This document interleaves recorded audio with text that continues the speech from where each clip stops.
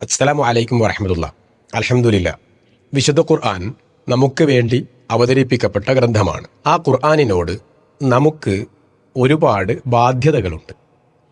എന്തൊക്കെയായിരിക്കും നമ്മുടെ ബാധ്യതകൾ?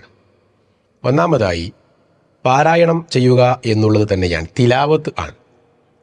വിശുദ്ധ ഖുർആൻ പഠിപ്പിച്ചത് ലാഭം നിറഞ്ഞ കച്ചവടം എന്ന രൂപത്തിലാണ്. തിജാറത്തൻ ലൻ തബൂർ, നഷ്ടമില്ലാത്ത കച്ചവടം എന്ന് പറഞ്ഞ കൂട്ടത്തിൽ ഒന്നാമതായി പറഞ്ഞത് യത്ലൂന കിതാബ് അല്ലാഹി എന്നുള്ളതാണ്.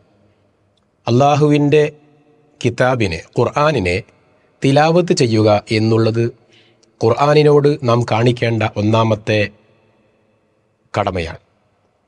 അതോടൊപ്പം തന്നെ ഖുർആൻ പഠിക്കുക എന്നുള്ളത് നാം ഖുർആനിനോട് ചെയ്യുന്ന വളരെ പ്രധാനപ്പെട്ട ഒരു ബാധ്യതയാണ്. അതേപോലെ തന്നെയാണ് ഖുർആൻ ഹിഫ്ളാക്കുക എന്നുള്ളത്. നമുക്ക് ഹിഫ്ളാക്കൽ നബി സല്ലല്ലാഹു അലൈഹി വസല്ലമ മര്യാദയായി പഠിപ്പിച്ച ഒരുപാട് സൂറത്തുകൾ, ആയത്തുകൾ ഒക്കെയുണ്ട്.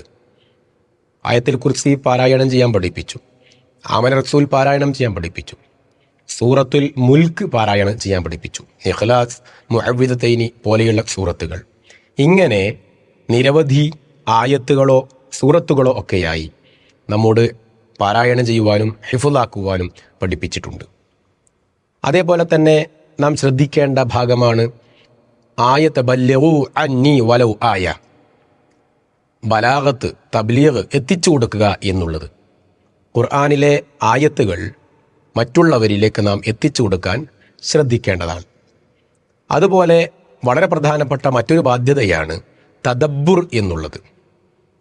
യതദബ്ബറൂനൽ ഖുർആൻ അഫലാ യതദബ്ബറൂനൽ ഖുർആന അം അലാ ഖുലൂബിഹിൻ അഖ്ഫാലുഹ എന്ന് ചോദിക്കുന്നുണ്ട് ഖുർആൻ. നിങ്ങളുടെ ഖൽബുകൾക്ക് പൂട്ട് ഇട്ടിരിക്കുകയാണോ എന്ന്. അഫലാ യതദബ്ബറൂനൽ ഖുർആന, നിങ്ങൾ എന്തുകൊണ്ട് ആലോചിക്കുന്നില്ല എന്ന്. അപ്പോൾ ഉറ്റാലോചിക്കുക എന്നുള്ളത് ഖുർആനിനോട് നാം കാണിക്കേണ്ട വലിയ ഒരു ബാധ്യതയാണ്. അതോടൊപ്പം തന്നെ സൂക്ഷ്മമായ വായനയിലൂടെ പ്രവർത്തന മണ്ഡലത്തിലേക്ക്, കർമ്മപഥത്തിലേക്ക് ഖുർആനിനെ നാം കൊണ്ടുവരിക എന്നുള്ളതും വളരെ ജാഗ്രതയോടുകൂടി നാം ശ്രദ്ധിക്കേണ്ട വശമാണ്. ഈ 6 ബാധ്യതകൾ പാലിക്കുവാനുള്ള തൗഫീഖ് അള്ളാഹു നമുക്ക് നൽകുമാറാവട്ടെ. അസ്സലാമു അലൈക്കും വറഹ്മത്തുള്ളാഹി.